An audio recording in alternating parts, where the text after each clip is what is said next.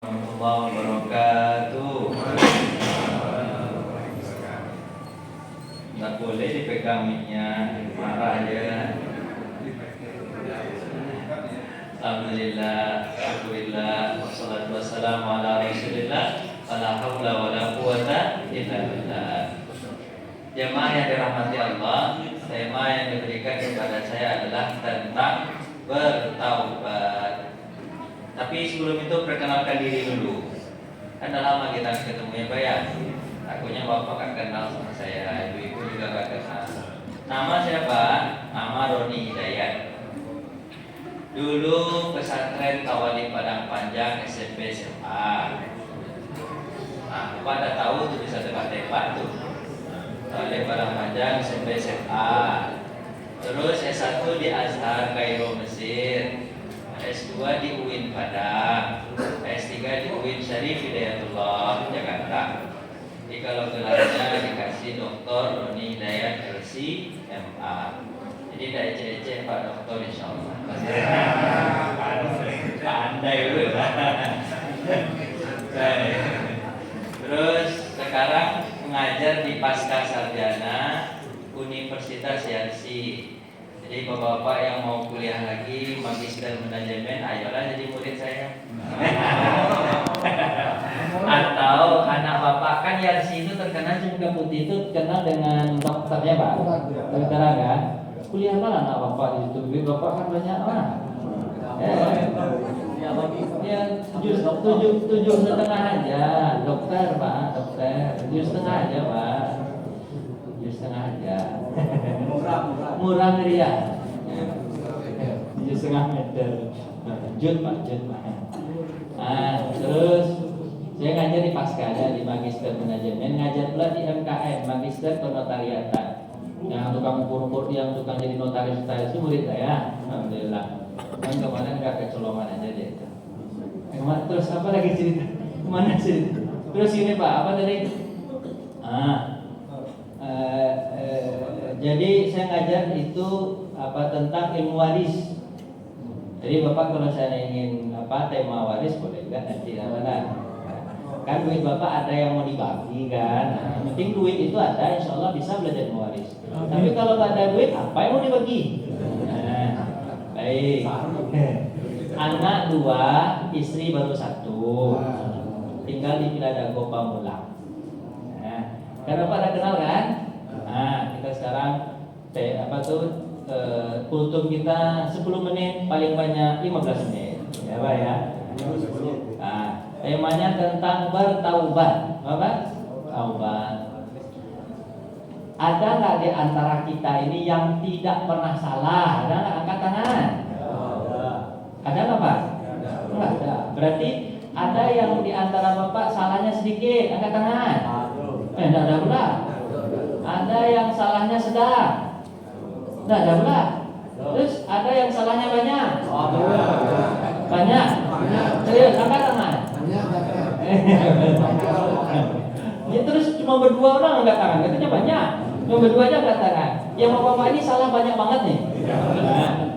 Jadi Pak, kalau dalam hadis Nabi itu kata Nabi begini, ya ibadi, wahai hambaku, ini ghafartu laka falam bali. Aku mengampuni dosa kalian semuanya. Aku tidak peduli. Kalau kalian minta ampun kepadaku, pasti aku ampuni. Itu Allah tuh gitu. Ya ibadi, wahai hambaku, in kana dzunubaka 'adada sama. Kalaupun dosamu itu setinggi langit dan bumi, penuh betul bumi langit ini, di mana kalian pijak bikin dosa di situ. Di mana kalian datang bikin dosa di situ. Tapi kata Allah, kalau kalian minta ampun kepadaku, aku ampuni, fala ubali, aku tidak mempermasalahkannya. Makanya kata Allah Pak, inilah kalau di bahasa hadis itu, Bapak kalau ingin bikin dosa, bikinlah terus. Bikin terus. Sampai kapan? Sampai Bapak mau meninggal dunia. Sebelum meninggal dunia, sempatkan untuk taubat, sempatkan. Kalau 5 menit lagi meninggal dunia, sempatkan taubat. Itu diampuni Allah tuh Mak, pasti diampuni Allah karena Allah Maha Pengampun. Itu bahasanya gitu Pak, intinya gitu. Jadi jangan berputus asa dari ampunan Allah. Sebanyak pun dosa kita pasti diampuni Allah, asalkan kita minta ampun. Tapi kalau kita nggak minta ampun, ini jadi masalah. Ini jadi masalah. Saya contohkan nih Pak, kita itu kan kalau kita yang baik-baik dikit ini kan baik-baik itu kan, itu antara amal soleh dengan dosa itu kejar-kejaran nggak Pak? Jawablah, biar cepat. Waktu 10 menitnya. Kejar-kejaran nggak? Kejar-kejaran kan? Nah gini, kalau seandainya Bapak ingin masuk surga, gimana caranya? Kalau ingin masuk surga, tentu amal baik lebih sedikit daripada amal buruk, ya kan? Amal buruk kan lebih baik dikit aja baiknya. Tapi kalau kata hadis Habib ini, timbangan Allah di akhirat itu nanti, timbangan Allah itu maha detail, kata Nabi Muhammad, detail sekali. Walaupun hanya sebesar telur kutu, amal baikmu lebih dari amal jahatmu, kamu pasti masuk surga. Bapak pernah lihat telur kutu nggak? Ibu-ibu mungkin punya telur kutu. Kira-kira telur kutu itu kalau ditimbang itu berapa beratnya? 3 kilo mana? Besar betul, itu telur dinosaurus itu Pak. Telur kutu berapa beratnya? Nggak tertimbang. Paling bagus timbangan digital emas sekarang Pak. Itu sangat sensitif tuh, timbangan digital emas tuh, miligram tuh bisa dideteksi sama dia. Tapi Bapak cobalah ambil telur kutu, taruh di timbangan emas miligram tuh, terdetek nggak sama dia Pak? Nggak terdetek. Tapi timbangan Allah terdetek sama dia Pak. Artinya Pak, Allah tuh maha detail menerima. Jadi kalau gini ceritanya, kalau baik saja amal Bapak itu sedikit aja, pasti masuk surga. Cuma saya memahami gimana ya baik-baiknya. Gini, kalau seandainya kan ada namanya Shiratal Mustaqim. Apa nama? Shiratal Mustaqim. Kan ketika kita meniti Shiratal Mustaqim itu ada yang merangkak, tapi sampai juga nanti. Ada yang berjalan, sampai juga. Ada yang berlari, ada yang terbang, ada yang seperti kilat, ada yang kecepatan cahaya. Itu semama gimana caranya ya gitu. Mana caranya? Ternyata dari timbangan itu sudah ketahuan. Kalau misalnya timbangan sedikit aja baik, berarti dia merangkak nanti itu. Tapi kalau saya agak banyak timbangan kebaikannya, berarti dia akan berlari itu mah, ya kan? Ada yang macam-macam itu kan, terus-terusnya gitu. Kalau sama gimana Pak? Ya udahlah, gini-gini aja Pak. Itu di situ, itu malah nggak jalan dia kan? Terus nanti pertanyaan Bapak, bagaimana supaya Bapak bisa jalan? Bisa jalan nih. Misalnya amalan kita itu saling kejaran, baik buruk saling kejaran. Supaya Bapak bisa kencang larinya segala macam, maka sebelum meninggal dunia Pak tobat dulu. Tobat dulu. Jadi kalau Bapak seandainya melakukan amal buruk, kemudian Bapak tobat kepada Allah, ini kan jadi naik. Contohnya bisa gini, contoh gini. Bapak punya amal 200. Berapa punya amal 200? Berapa Pak? 200. 500. 200. Berapa enak? 200. Dosa Bapak berapa? 100. Ini banyak betul. Mana banyak-banyak? Ini contoh aja Pak. Contoh berapa dosa? Berapa? 150. Berapa? 150. Dosa 150. Berarti sisanya berapa? 50. 50 inilah nanti menjelaskan bagaimana Bapak nanti akan lari di Shiratal Mustaqim atau bentuk Bapak berjalan di Shiratal Mustaqim. Tapi kalau seandainya yang 150 ini Pak tobatkan, berapa 150 ini Pak tobatkan, berarti kesalahan Bapak ditutupi. At-tabibu kama la dzambala. Orang yang bertobat dianggap tidak berdosa. Berarti surplus Bapak berapa jadinya nih? Tadi kan 50 cuma. Ini sekarang berapa nih? Cepat apaan? 200. Penuh kan? Berarti kencang lagi Bapak tuh. Valentino Rossi. Pus.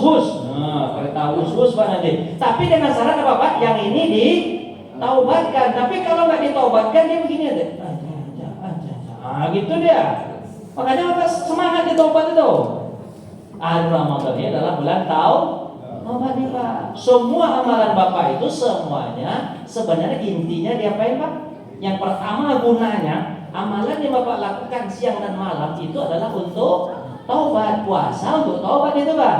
Man shoma ramadhana imanan wa ihtisaban ghufira lahu ma taqaddama min dzambi. Bapak puasa itu sebenarnya Allah hilangkan dosa. Biar ini tetap surplus. Itu Pak. Terus Bapak sholat malam. Sholat malam ini tujuannya apa Pak? Taubat juga. Hadisnya Pak, man qoma Ramadan. Apa kata apalah yolah, waktunya cepat. Apa? Hadisnya tuh, man qoma Ramadan imanan wa ihtisaban ghufira lahu ma taqaddama. Siapa yang mendirikan sholat malam penuh iman dan perhitungan, di akhirnya apa? Diampuni dosa-dosanya yang lalu. Jadi kalau dosa bapak habis, nanti bapak semangat ibadah, kayak gitu biasanya. Tapi yang membuat orang malas ibadah gara-gara ada pengganggunya. Apa pengganggunya, Pak? Dosa ini. Tapi kalau dosa habis, pengganggu tak ada, lari menjauh. Wah, itu gunanya Ramadan. Pokoknya apa Pak sholat, Bapak puasa, Bapak infak, Bapak zakat, tujuannya semuanya untuk menghapuskan dosa ini dulu. Karena yang paling penting bagi kita hapus dosa itu dulu, Pak. Makanya kata Nabi bilang begini, kalau kamu punya kesempatan hanya 1 detik, jangan minta doa yang lain kepada Allah. Jangan minta duit dulu, jangan minta umur panjang dulu, jangan minta yang lain. Minta saja ampun kepada Allah dulu. Sebab kalau kau diampuni Allah, apa yang kau minta pasti Allah kasih. Apa yang tidak kau minta pun Allah kasih. Nah, itu orang diampuni Allah, Pak. Jawab sama Pak. Makanya Bapak harus banyak-banyak ngampun. Bapak selesai sholat, Bapak ngapain? Selesai sholat dulu sebelum Bapak berdoa ngapain? Jawablah Pak, ngapain? Selesai sholat istighfar dulu kan? Astagfirullah, astagfirullah. Cuma begini kata Ali bin Abi Thalib, kalian kalau istighfar tuh jangan lebih cepat mulut ketimbang hati. Ini banyak istighfar tapi mulut ya astagfirullah.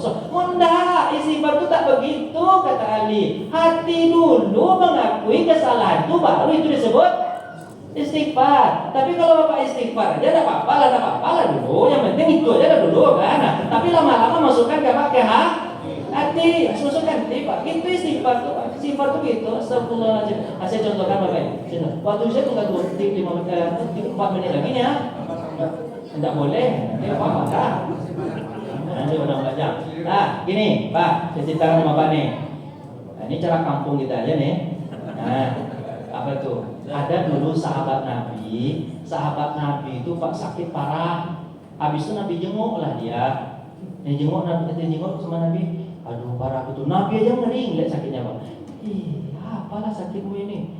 Agak janggal sakitnya itu, Pak. Habis itu ditanya sama Nabi, kenapa kau ini? Apa jawaban dia? Mungkin karena doaku kepada Allah ya Rasulullah. Apa yang kau doakan? Aku berdoa begini, ya Allah, kalau aku salah, hukum aku di dunia, tapi jangan hukum aku di akhirat. Ditantangnya hukum Allah tuh, Bang. Ditantangnya hukum saja, tapi kan bagus. Bapak pernah berdoa begitu kan? Hukum aku di dunia, tapi jangan hukum di akhirat. Ada yang berapa doa begitu? Jawablah, ada lah. Enggak ada, alhamdulillah. Jadi dia doanya begitu, Pak. Sahabat itu doa kan bagus juga sebenarnya. Hukum di dunia, selesai dunia, nanti di akhirat enggak lagi, kan itu? Itu diminta sama Allah. Akhirnya Pak, dia sakitnya parah betul, Nabi ngeri lihat sakitnya. Terus kata Nabi, jangan begitulah berdoa kepada Allah. Cukuplah kau mengatakan begini, ya Allah, kalau aku salah, ampuni aku di dunia, ampuni pula aku di akhirat. Jangan hukum aku di dunia, jangan hukum aku di. Cukup begitu, jangan tantang hukuman Allah. Kau tak sanggup untuk mendapatkan hukuman Allah. Terus Nabi bertanya, apa salahmu sebenarnya? Apa kata dia, Pak? Aku terlihat betis perempuan. Apa yang dilihat, Pak? Betis perempuan. Tapi hukuman Allah sangat ngeri, sangat berat. Bapak pernah lihat betis perempuan? Jawablah, belum pernah. Hebat betul Bapak ya, Masya Allah.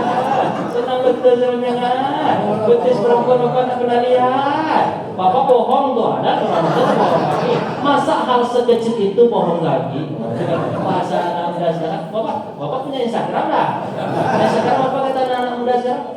Masa hal sekecil itu perlu bohong? Kan itu kan anak muda sekarang kan. Terus apa kata itu Pak? Apa kata Bapak? Saya mana tadi? Iya, gitu kan. Mulai betis. Kita kadang memahami ini Pak. Untuk betis diobrol di luar. Diobral keluar aja Pak, masih nampak langsung betis. Di atas betis bisa melihat Mas. Gampang. Pulang aja Pak ke rumah Pak tonton TV nampak. Tapi yang jadi masalah, Bapak ketika melihat betis itu Bapak merasa berdosa atau enggak? Jawablah. Merasa berdosa atau enggak? Serius? Langsung Bapak tobat. Astagfirullah, astagfirullah. Itu enggak, Pak? Atau Bapak tobat? Astagfirullah. Itu ditutup, itu lah berarti lebih dulu mulut daripada hati. Dia pengakuan itu dulu, Pak. Astagfirullah, dah salah ya Allah. Mata kau kasih untuk melihat, bukan untuk melihat yang itu ya Allah. Dah salah, aku dah satu. Itu baru bertobat ya, Pak. Makanya Bapak kadang bertanya nih, oh Ustaz, sekarang betis diobrak di mana-mana, gimana caranya Ustaz? Masa kita tutup mata, ditabraklah kita sama mobil, kan itu? Bapak nggak tutup mata, tak melihat, tapi jangan fokus. Jangan fokus, lihatnya coba seleweran, Pak tahu seleweran? Ternampak betis itu jangan dilihat betul. Jangan begitu betul, ternampak dia cuma seleweran begitu aja.